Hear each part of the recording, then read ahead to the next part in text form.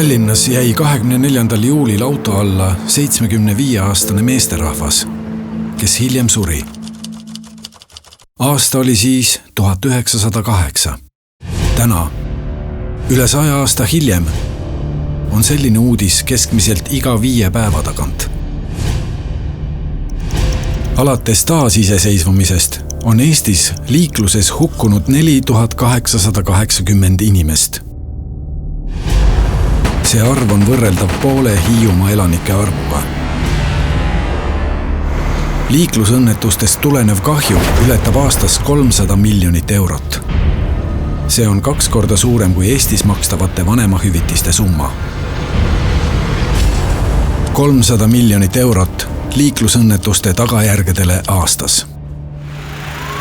Sellist saatust ei määrata sündides.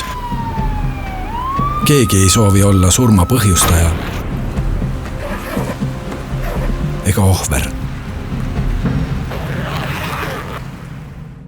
Iga liiklussurm on ärahoitav. Me siseneme liiklusesse hetkel, kui astume uksest välja. Liikleja on nii jalakäija, jalgrattur, mootorrattur kui ka autojuht.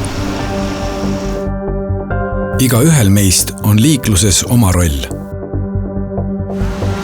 Me ei saa vastutada teiste eest, aga me saame vastutada oma tegevuse eest. Tehes oma tööd või igapäevaseid toimetusi, mõjutame liikluse toimivust ja tulevikku.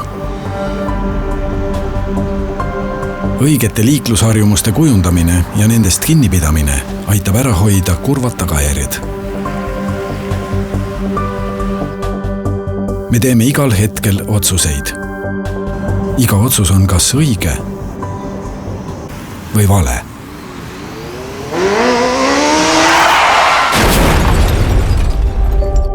Iga liiklusohver on kellegi ema, isa, poeg, tütar, elukaaslane. Kui järgmine ohver oleks sinu pereliige, kas sinu otsused oleksid samad? Me ei räägi ainult joobes mõrvaritest. Tähelepanu hajumine, hulljulgus, vastutustundetus, enese kehtestamise vajadus. Need kõik mõjutavad ohutut liiklemist.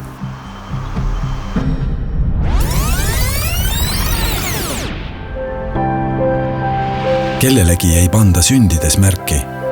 Selle määrame meie ise. Iga liiklussurm on ärahoitav. Nullvisioon.